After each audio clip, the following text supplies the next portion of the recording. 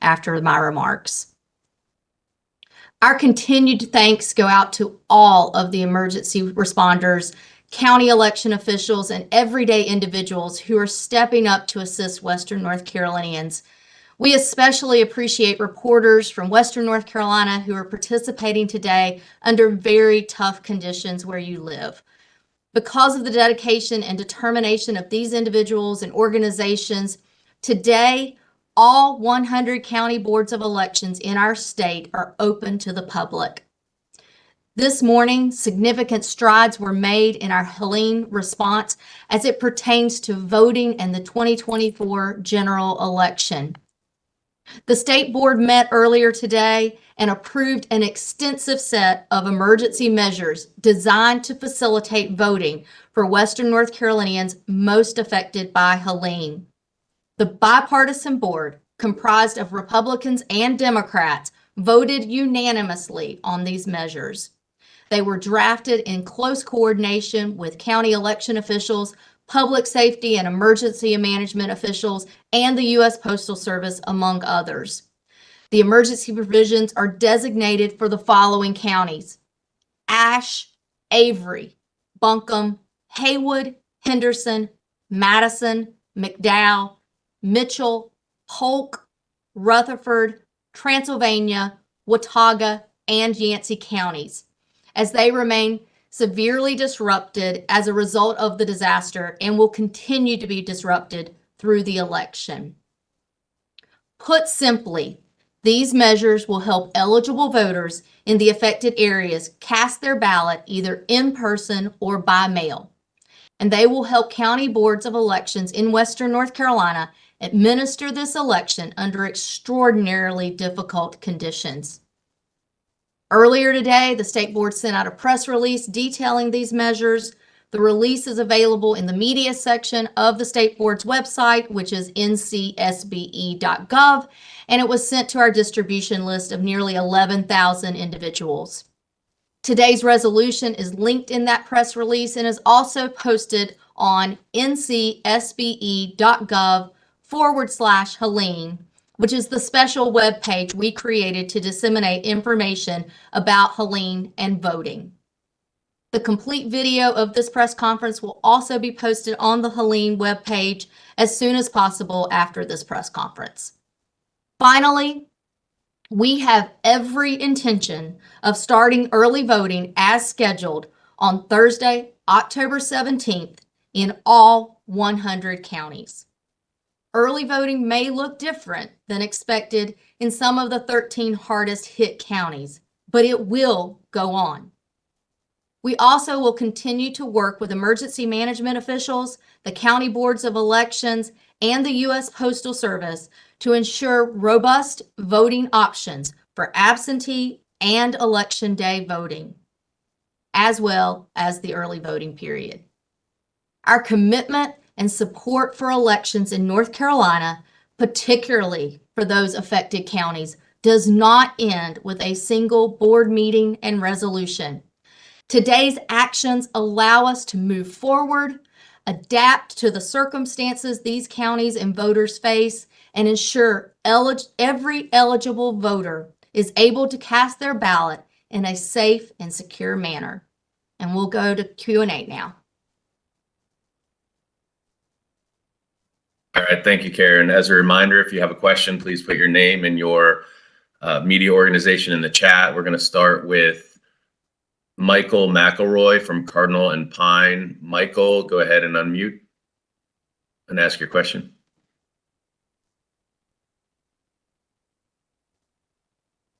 Michael, are you there? Yeah, can you hear me? Yes, we can. Great. It's a very specific question, but can voters who in these areas who happen to be staying at shelters, can they use that shelter address to request their absentee ballot? I think it's going to depend on whether they're going to be there long enough to receive the ballot there and whether the shelter is set up to receive materials for them, any kind of mail or so forth. We do have those circumstances where there at times homeless individuals outside of a disaster who are able to receive mail at a shelter. But I don't want to assume that that would necessarily be possible in a disaster relief situation.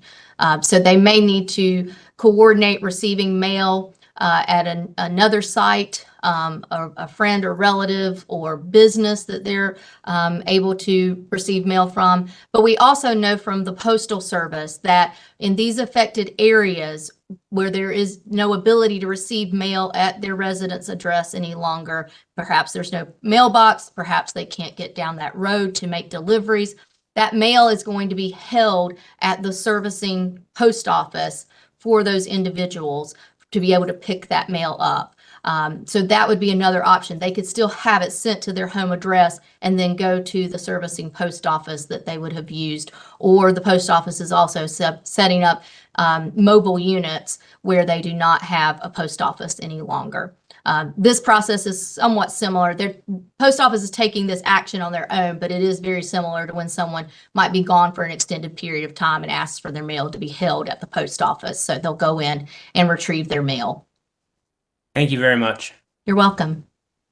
Now, just to add to that, Karen, that one simple way to think about this from a voter's perspective is first, you got to figure out, yes, like Karen said, can your shelter actually receive mail? If so, then think about, all right, am I going to be here a week from today? Just a general rule of thumb, it's going to take a little bit of time for the county board to process your absentee ballot, then send it to you in the mail. It's probably not going to take as long as a week, but it's a pretty good rule of thumb to think about, like how long you might need to be at a place to be able to receive the ballot once you make that request. So hopefully that's helpful. Let's go to Kyle Ingram from News and Observer. Kyle, go ahead and unmute.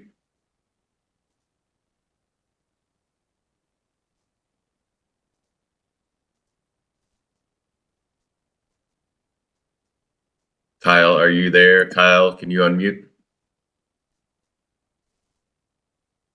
Let's try again, Kyle.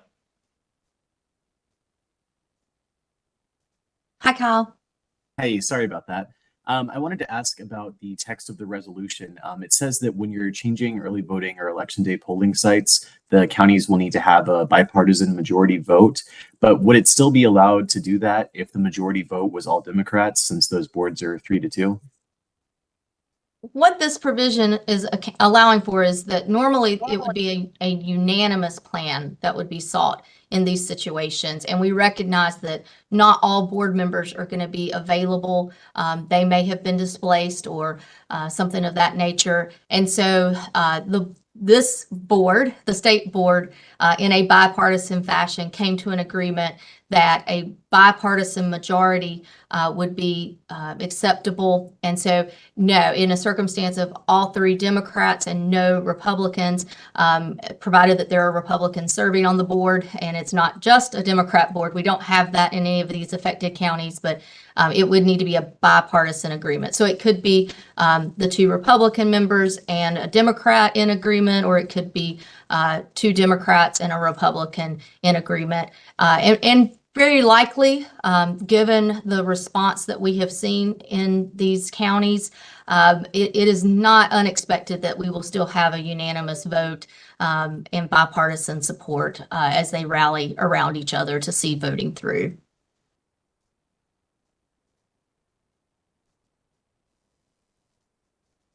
All right, let's go to Pat, real Mike. quickly, just so I Yep. can add to Kyle's, I'll also point out that under normal circumstances, early voting plan modifications would have to come back up to the state board. And this resolution, by having that bipartisan majority, is not requiring that. They will provide that information to the state board for us to disseminate that information. But if they have that bipartisan agreement, the state board members did not feel it necessary to call another state board meeting to review early voting plans that have to be modified because of this disaster. Let's go to Mike Levine from ABC News. Mike, are you there? You can unmute. Thanks for doing this. I just, in terms of quantifying what elections officials are facing, do you have any numbers you can provide, things like how many polling locations may have been lost and how many of those are not expected to be replaced? We're not quite there on those numbers, in part because one of the things that working with our state and federal emergency management officials allows for is that we actually can bring in temporary facilities. So it may be that a site is no longer usable because it was damaged in the storm, or perhaps it's being used for emergency purposes. We may be still able to use that lot, that parking lot, that land, to erect a temporary facility and still be able to use the site. So that's part of what they are assessing. We're making those requests right now, today and tomorrow, for the early voting sites if anything is needed. And by the end of the week, we'll make those requests for other sites. We have, in these affected counties, we have 62 early voting sites that were planned for, and that will possibly be reduced because early voting sites, some of those are being used as shelters, some are also warehouses for the supplies that have been coming in, and early voting sites require larger facilities, so there may be some limitations there, just because of the use that's happening at those facilities. Similarly, we'll be making requests for election day sites, and if I remember correctly, we have over 270 election day sites among these counties, and so there will be the potential for some mergers in order to accommodate issues that have occurred in these polling places. But hopefully we're going to be able to accommodate the voters and somewhat take voting to the voters, because they may be isolated, they may be having difficulties getting out of their homes or out of their communities in order to come to the county seats or main areas. So I can't exactly say that we are unable to use a certain number of sites at this point in time, because our goal is to try to keep as many sites open as possible. Got it. But the 62 and the 270 numbers, it's just the 13 counties. Is that right? Yes, I will double check that and we can get that information put into the chat. Appreciate it. Based upon our preliminary feedback from these counties, it was roughly 9 or 10 of these 62 sites for early voting that either had significant damage, accessibility issues, or their status was unknown as to whether it was going to be up and available by the time early voting started. That does not factor in the sites that are currently being used for disaster relief and are actively being used in recovery operations, for example, fire departments and that sort of thing. So that number in actuality may be slightly higher.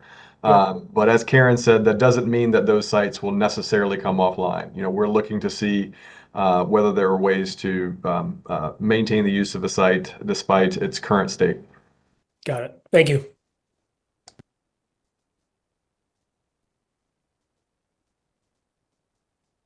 All right, let's go to Zara from Bloomberg News. Zara, you can unmute.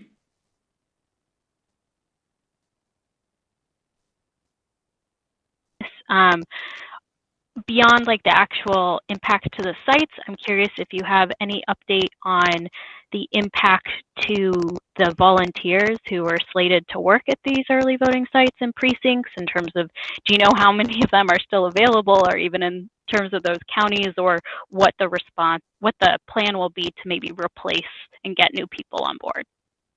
This resolution certainly gave the counties some flexibility with designating workers for early voting and election day. We recognize that many of our workers are displaced, and some may still be needing to make that choice. A lot of these affected counties are still dealing with power issues and also water and sewer issues.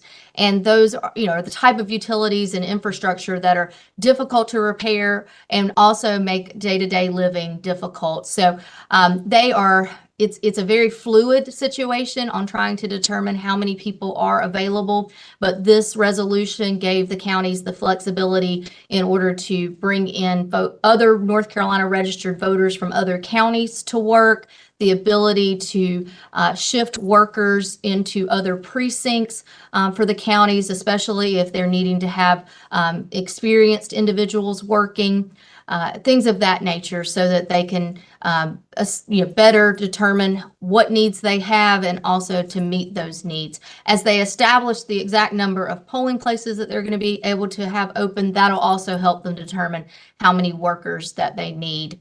And I think, one thing that we are hearing is that many of these people are staying in their community. It's home, and they want to give back to their community. And so being a part of the carrying out elections, they're always dedicated to that because they know that that is serving their fellow citizen.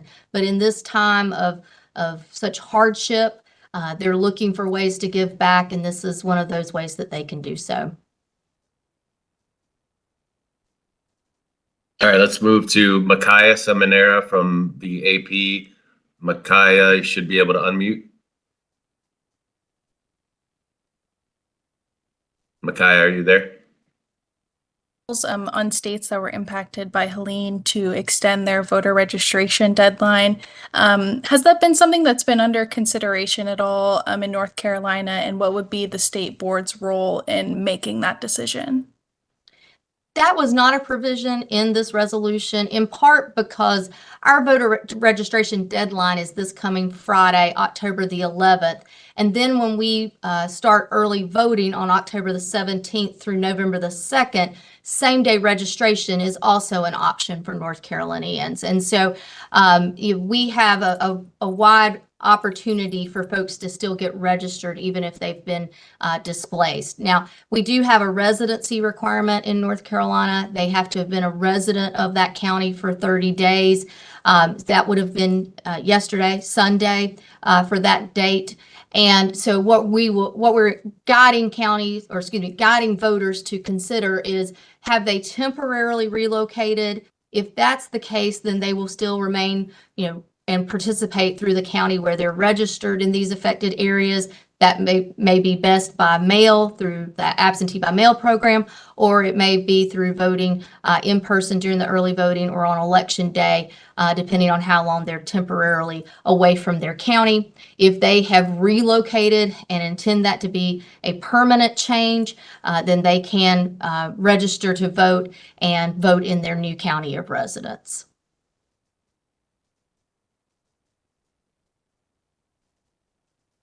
Okay, let's move to Laura Leslie, WRAL. Laura, go ahead and unmute. Thank you for taking my questions. My first question is, you mentioned temporary structures possibly being used in places where buildings are no longer available. What would those temporary structures look like, and would they be secure? So we have the opportunity to use, especially for election day, we can erect National Guard tents. This was done during Hurricane Dorian on the island of Ocracoke. And it's not as spacious as your normal polling location, but it does provide the space necessary at the existing voting site if the parking lot and so forth are still accessible. We also are working with FEMA representatives. There are trailers or RVs that they can bring in, and we can set those up. We'll follow the same chain of custody procedures that we have in place in terms of the transport of equipment, the seals that are used on the equipment, on the ballot bins, on the voting equipment, and the poll books. We'll have the designated precinct officials who, by oath, will carry out a secure election and follow the chain of custody procedures, and will also follow secure methods to return those materials to the boards of elections. So, it really, even in a temporary structure, we can still maintain security of the voting equipment and safety for our workers in those circumstances. Okay, thanks. And just one quick follow-up. For voters who are displaced, who have their absentee ballots, should they trust the mail to take them back to their county board of elections back in those counties? Or you mentioned something this morning about them being able to return them to the county where they're staying? Yes, so we have a provision within this resolution that an individual who is from one of the displaced counties, that voter or a near relative or legal guardian can return their absentee ballot to any county board of elections in North Carolina, and as long as they do so by 7:30 p.m. on election day. They may feel more comfortable. They may be going to a neighboring county for supplies or something of that nature. So this seemed to offer up an opportunity for them to do that when getting to a post office or a mail receptacle might be more difficult right now. They might not have adequate postage, things of that nature. They can still take their absentee ballot to their county board of elections if that's accessible to them. That's always permitted. That's in any of our counties, in any of our elections, if they so choose. We also opened up the opportunity. It's already within state law that a voter can return their absentee ballot to an early voting site if they so choose. But in these affected counties, they'll be able to take it to an election day voting site in their county, and as long as they do so by the close of polls. In terms of the mail, what we know from the Postal Service is that because the county offices are back open, and most of the county seats as a whole are very much back open and functioning with power and internet and good road system to get in and out. The Postal Service is delivering and receiving mail from our county boards of elections. So at this point in time, there's no indication that there's disruption in delivering mail to the county boards of elections in any of these counties, or for them to be able to send out absentee ballots or voter cards or any of those materials to the voters. So to put a finer point on it, I'd say the voters can feel comfortable to mail their ballot back to a county board of elections at this point. Those county boards of elections, even in the disaster area, are receiving mail. Okay, we're gonna go to Destiny from Q City Metro. Destiny, you can unmute. Try again, Destiny.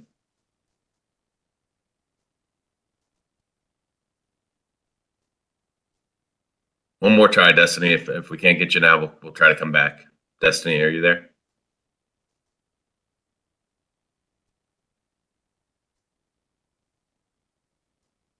Okay, let's move to Jane Tim, NBC News. Jane, go ahead and try to unmute.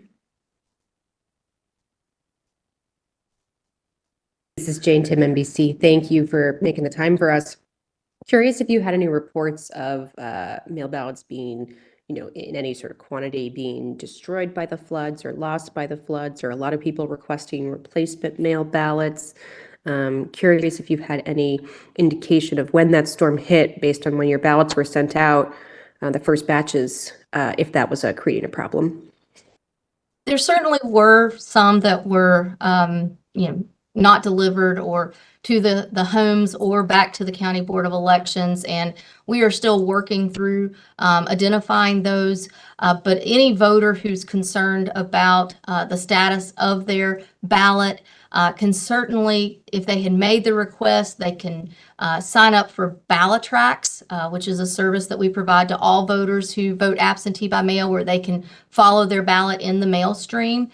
So that's helping to identify for many voters. We did receive some ballots back already that had gone out on the date that civilian ballots were sent out, which was September 24th, which was the Tuesday before the storm hit.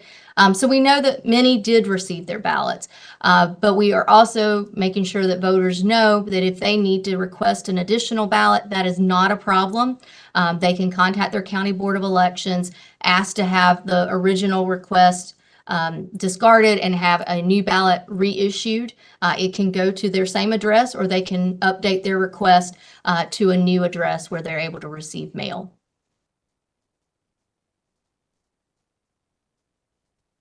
All right, let's move to Liz Landers from Scripps. Liz, go ahead and unmute. for doing this, Karen. I just wanted to ask you, local, state, and federal officials have spoken pretty forcefully about misinformation surrounding the overall response to the hurricane. Can you describe the kind of election misinformation that you are hearing and potentially quantify it? How much of it are you hearing? And what do you think the impact of the misinformation could be on the elections in North Carolina?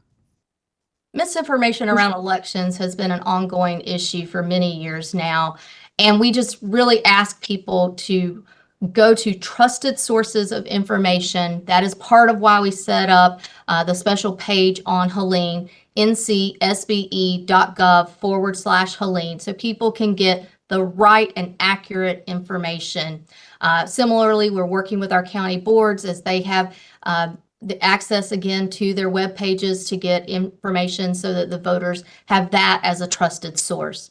The reality is, I'm trying not to keep up with all the disinformation or misinformation that's out there because we have more work to do to make sure that the right information is getting out there to the voters.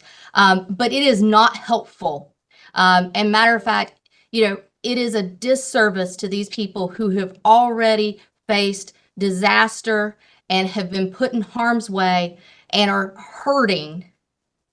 What a disgrace for anyone to try to provide misinformation or disinformation affecting their ability to vote. And one of the things that has been said is that we are doing our actions in some sort of partisan manner. And I hope that it is very clear to everyone today that that state board acted in a nonpartisan manner.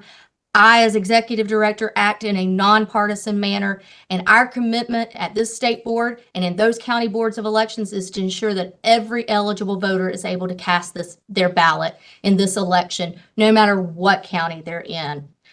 It's also been suggested that I'm partisan in my actions, and I would remind everyone that this is my adopted home. I served the 12 counties of Western North Carolina in my first job in elections. I know these people, I know these roads, and it phases me not what their political stripe is.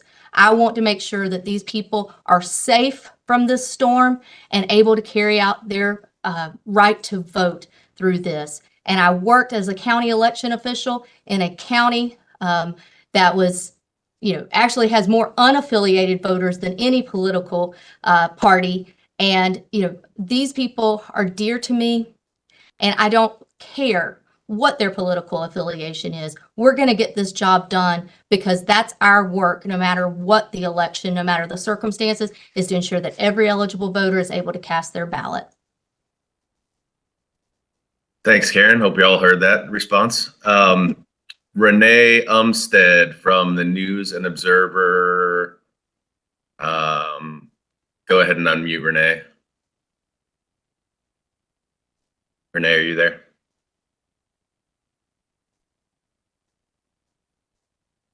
Ballots being received after the deadline to be counted or election mail being returned as undeliverable may affect voting in North Carolina? So the provisions today still adhere to our deadline for absentee ballots, which is the close of polls on election day, 7:30 p.m. November the 5th. We need all absentee ballots in the affected counties and the unaffected counties to be returned by 7:30 p.m. election day. I think some of the consideration is to create consistency. The messaging is already out there that these are the deadlines, and because of some of the communication channel issues, difficulty in self-service and internet connectivity, it is very hard to communicate a different deadline to voters. We also recognize that in these affected counties, their media markets stretch into other states, stretch into other metropolitan areas of North Carolina, such as Winston-Salem and Charlotte. And we don't want to create confusion for the voters in the affected counties or the voters outside of the affected counties. So at this time, the board is choosing to maintain the deadline that we have in place, which is 7:30 p.m. election day, that all absentee ballots must be received back to the County Board of Elections. And in this case, in these affected counties, they will have the option to deliver that ballot to an election day voting site or they can deliver it to another county board of elections, just as long as it's received by 7:30 p.m. election day. All right. Just Sarah? flagging, Oh. sorry, Pat, just flagging that, Pat, you added into the chat the number of early voting sites in the 13 counties. Just, we were speaking earlier about around 60 early voting sites. That was a tally when we were looking at broader, a larger number of counties in the region and assessing their damages. The 13 counties that were the subject of this resolution include 40 early voting sites. So that's just a clarification on those numbers. Thanks, Paul. Sarah Gleason from Asheville Citizen Times. Thanks for being here, Sarah. Go ahead and unmute.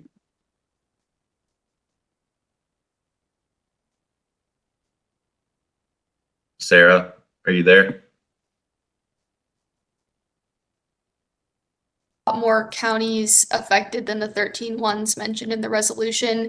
If a voter from one of those counties that isn't listed is still affected by the storm, is there any way that they can request to be included in any of these resolutions, or is there any way for them to get any other exceptions? The provisions adopted today by the state board were for the 13 counties because they show signs of continued disruption today, and it appears that that will be the case through early voting, election day, and likely into our canvas certification period. The other counties that received designation through the federal natural disaster declaration, which were 25 counties and then 3 others that have tribal land, those were not considered because what we have been able to establish is that they are very much back online, have very limited circumstances. And so voters outside of these 13 counties do not fall into the provisions that we have in place for these 13 counties. Let's move to Greg from Mountain Express. Greg from Mountain Express, go ahead and unmute.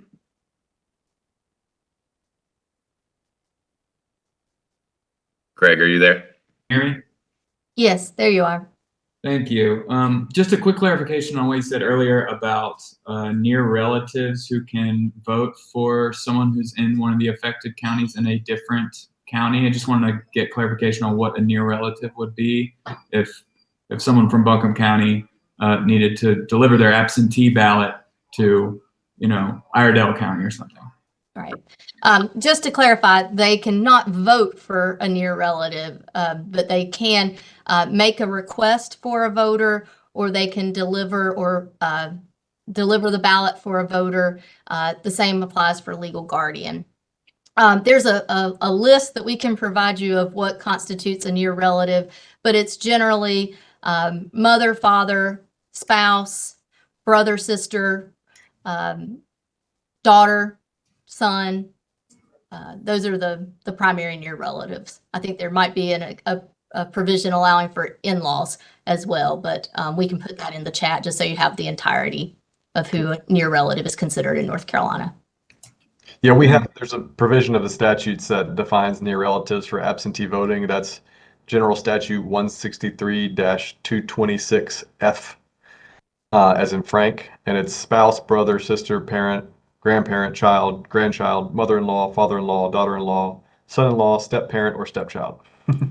I remembered those pretty well. Thank you. And I just had another follow-up. Is there anything in state law or state board policy that would prevent any counties from running early voting locations, for example, using generator power or without running water? And is there anything like the establishment of porta potties necessary or recommended from the state board? And if so, where might boards get funding for that? So our federal partners through state emergency management have indicated a commitment to support this election and to provide the needed items, many of which you listed. So we will be coordinating with our emergency management officials to not only provide temporary facilities, but we can have temporary restrooms, porta potties, things of that nature set up. Generators are being supplied if needed. And we are working with the voting system vendors to make sure that we are providing adequate generator service for the voting equipment. But they do have lengthy battery life, so that's another option that can help us with the voting equipment at these sites. So things of that nature are definitely being worked through to, even if an early voting site does not have running water or power, but is accessible, then we can still work with the counties to make use of those early voting sites. Okay, thank you. And you said earlier that all of the 13 counties have their boards are up and running and in power and can be contacted at this time. All 13, right? All 13, that's correct. All 100 county boards of elections are open today. Great, thank you. Thank you. Zoe from Duke Chronicle, go ahead and unmute. Zoe, are you there? Yes. Wonderful, thank you. You just answered my first question, but do you have a projected timeline for when all of the designated polling locations in those 13 counties will be fully functional, like in time for early voting next week and by election day? We don't know that they will be in time for early voting or election day. And so that's why we're making the requests that we are.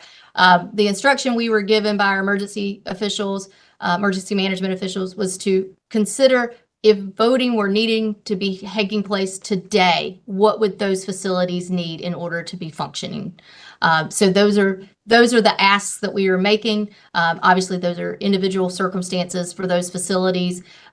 Similarly, the county boards needed the authorization from the state board today so that they can meet and adopt some of these changes to polling places, changes to election workers, and changes to early voting sites to accommodate and identify what we'll need at these facilities in order to keep them operational. But in terms of time frame, early voting will start next Thursday, October 17th. And election day will occur November 5th on Tuesday. So these voters in the sites that in the counties that we've identified will have the opportunity to early vote and will have the opportunity to vote on election day. The issues that the county boards are now working through due to the additional authorities the state board gave it today are there going to be some modifications to the sites that are available for early voting starting next Thursday, or the sites that are available for election day on November 5th. And so that's what they're working through right now. And as soon as those changes, if any, are made, the county boards, and we will attempt to get the word out as soon as possible. Annie And obviously, this disaster is not just affecting how we conduct elections. It's affecting day-to-day life. And many of these communities will be without power, without water, without internet, without cell service, potentially for weeks. Some may even be facing months. And so our job is to figure out, as long as there are citizens in those communities, how do we provide them with voting opportunities so that they can exercise their right to vote? And we will make workarounds with the facilities, with the power supply, and so forth to do that job. All right, we have about 15 minutes left, so we'll try to get through everybody if we can, but if not, y'all know my email address and feel free to follow up. Let's go to Annie Dance, Cops in Congress. Annie, go ahead and unmute.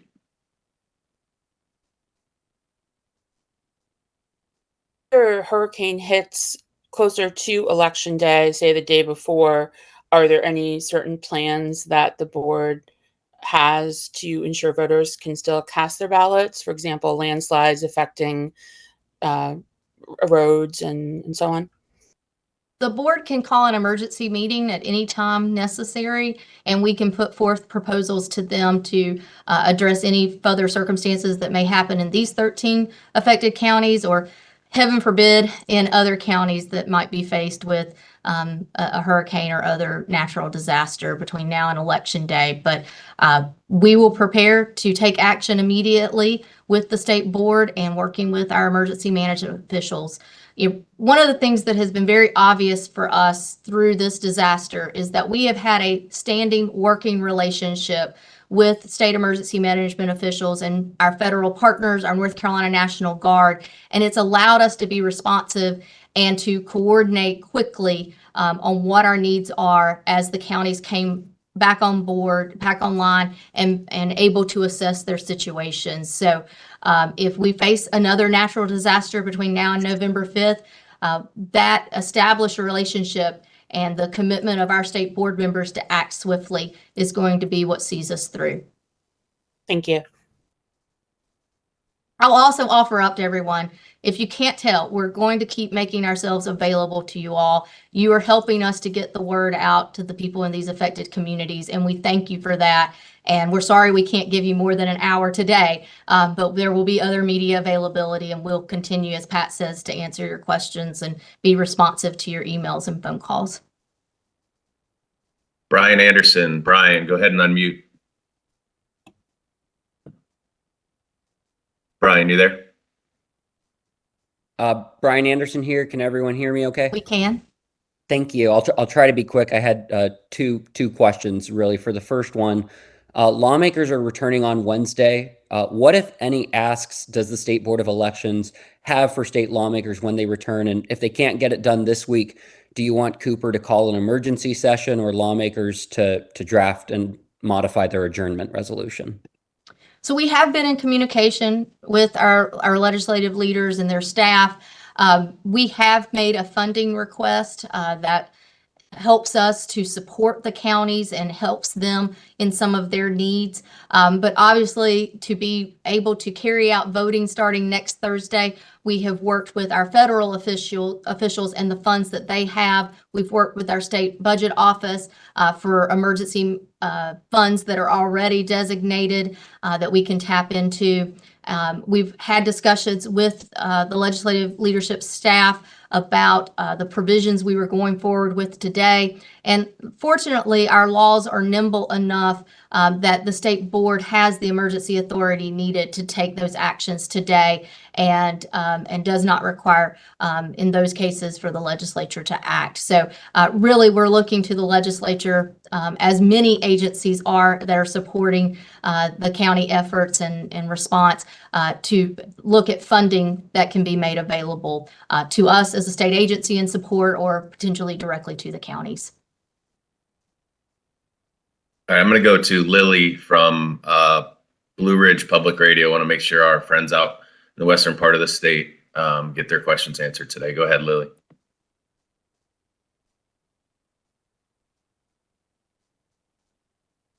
We've heard I think you mentioned in the Board of Elections meeting earlier today that some counties might have to move their early voting sites to another county nearby that hasn't been as impacted.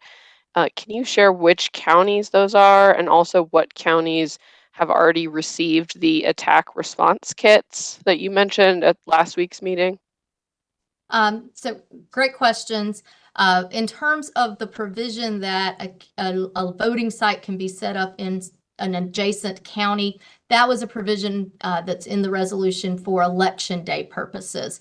So if because of we're dealing with the mountains, as you well know, and ridge lines often cut off access points. So if it's easier to come down the west side of that ridge line and into a neighboring county, and there's a polling place or a facility that can be used as a polling place and still be accessible to members of that community, then we have authorized for them to set up a polling place across the county line, but just for that election day precinct.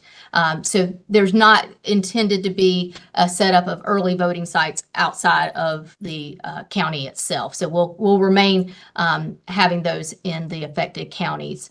And then your second question about the ARC. So the attack response kits. The good news is that our service providers were working swiftly to get cellular service on wheels, or to get in Starlinks, or to set up internet service again. So ultimately, very few of our ARCs were deployed. I know that we've taken them into, I believe, we never had to take one into Haywood or Henderson. They were able to get service back before we needed to take those in.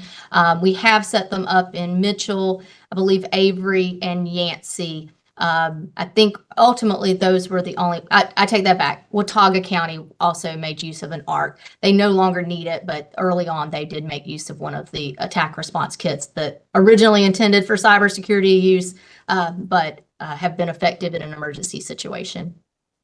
And did Lily, Haywood County have one as well? Sorry. Oh, go ahead. Initially, we were setting one up for Haywood, but ultimately they were able to get services back to their county office without needing one to do their day-to-day operations. Good. And Lily, the follow-up I was going to have on the first question is that, we don't know if any of the county boards in these 13 counties are going to find it necessary to set up a voting location for a precinct in a neighboring adjacent county. It's just a provision that's allowing them to do so if it just so happens that that precinct, the location that they have available is unusable or inaccessible to their voters, and they have another option that is just across the county line and is close by, and they can make that available to those particular voters. So we don't know that this is going to be a provision that's going to be used, just like a lot of these provisions. It's just there to provide the flexibility to the county board for any eventuality. So if you have that particular set of circumstances, then the county board can consider doing something like that. But we don't anticipate this being a broadly used type of mechanism. Great. And I did just have a quick clarifying question about the Postal Service. We've pretty much been understanding that it's still pretty patchy as far as whether or not mail is being delivered. Are y'all saying that the Postal Service is able to work with the county boards of elections right now in all of the counties in the region? Yes, that's what's been communicated to us and what we're finding out from the counties as well. So delivery and receipt of mail seems to be happening with all county boards of elections at this point. There's a distinction between, the county board of elections and their accessibility to mail, and obviously the community that is in the same county, all the communities in the same county. There are a lot of communities that still have accessibility issues, of course, within a county, but the county office, as far as we know, as far as we've been told by the Postal Service and the counties, is able to send and receive mail. So the issue is going to be in delivery in those sites that the Postal Service has identified as being difficult to reach right now or unreachable. Thanks, y'all. Let's go to another media outlet from out west, Madison Smith, WLOS. Madison, go ahead and unmute. Madison, you should be able to unmute. Yes, there you are, Madison. Great. I wanted to ask about, with the misinformation going around and there are possible threats with it, and the idea of this election already being contentious and this happening during an election month, is there going to be extra security at some of these temporary and original election sites or voting sites? So in case others couldn't hear your question well, you were asking about security at any of these temporary sites or any of the election day sites in the affected areas. We actually see, a real spirit of community happening, and I don't think that that we're going to need to be worried about that. I think more where our law enforcement officials may be of help is really escorting potentially some of our workers, just because of the hours of election day being 6:30 a.m. to 7:30 p.m. And by November 5th, it's going to be dark during the hours they arrive and the hours that they leave. And given the conditions of some of these roads and so forth, we may need law enforcement assistance to safely transport our workers to and from their facilities and the county board of elections and so forth. But as a general law in North Carolina, we are not permitted to have law enforcement stationed at our voting sites. And, if need be, if there's a disruption, if we need them to help in peacekeeping, they can be called in for those purposes to a voting site, but they cannot be present. We recognize in our laws that while they have service in our processes, for some people that could be intimidating. And so, our efforts at our voting sites is to ensure that everyone is able to cast their their ballot without fear of intimidation. So we will continue that process in all 100 counties of North Carolina.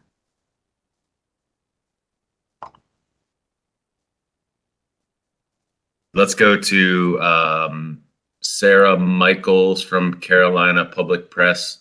Sarah, go ahead and unmute.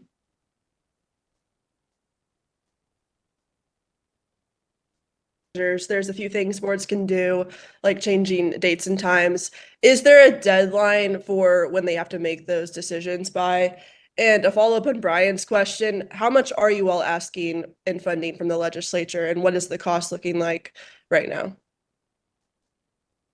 In terms of the county boards have the time that they need to assess what the changes they may need to make in order to deliver early voting.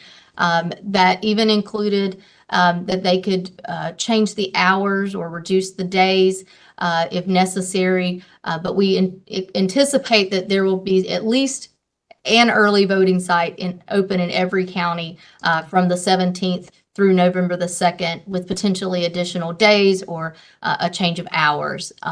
If they find, as they set up and begin to deliver voting, that there's any issues discovered at these facilities, then obviously they have the means within this resolution to make adjustments as they need to, as long as it's with bipartisan majority support. And then the second question, we can get you a more exact number, but I believe the ask that we made to the legislature was right around $2 million. Thank you. Our ask to the federal authorities, we don't have a calculation on that yet. All right, I think we have time for one more, maybe two, if we make it quick. Brianna Lyman from the Federalist. Do you have a question, Brianna?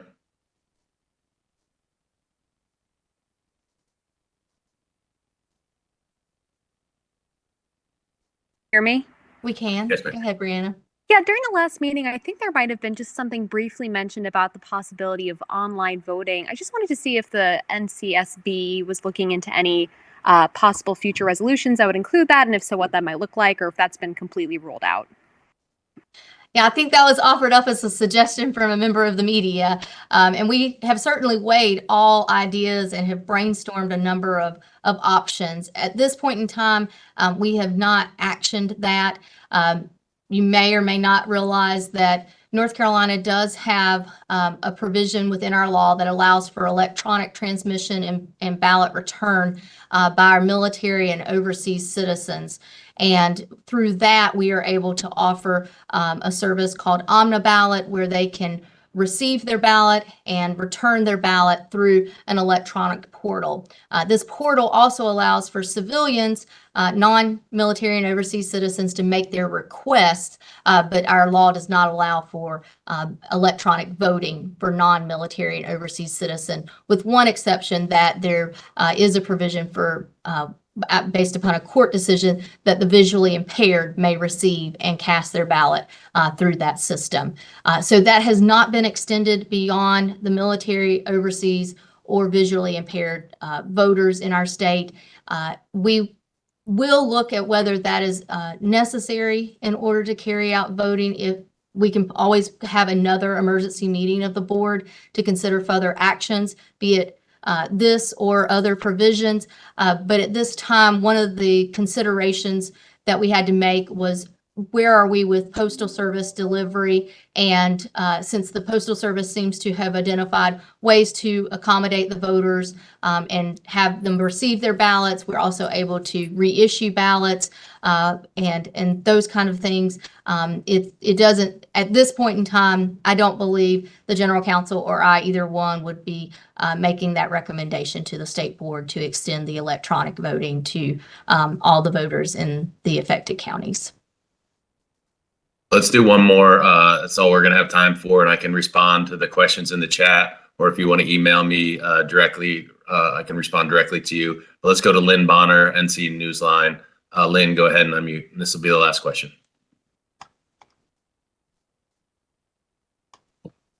Lynn, are you there?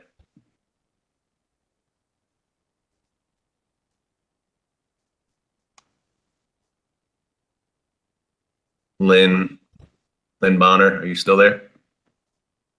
All right, I guess we won't have any more questions, but there was, I did get a question by text from another reporter who's asking to confirm what the 62 number was. I believe that was the total number of early voting sites in a larger number of counties where the emergency declaration was or disaster was declared. The number we put in the chat by county for a total of 40 are the number of early voting sites in the 13 counties that the resolution today covers. And Paul or Karen, feel free to jump. Can I have a question in quickly? Thanks. I figured I'd Yeah, have Lynn's that. there. Go ahead, Lynn. So how will you get the word out to people who have left their county that they can deliver their ballot to any county or to any county office? How do you tell the people that? Well, certainly you're a part of getting that message out, and it's why we find these media availabilities so important. We will certainly be posting to our dedicated webpage, ncsbe.gov/Helene. We have other communication planned at the disaster relief sites and places of that nature. We will be posting it in areas where people are generally gathering at this point. And then it can be flagged for the voter if they're calling back in to make a second request for a new delivery of their absentee ballot. Thank you.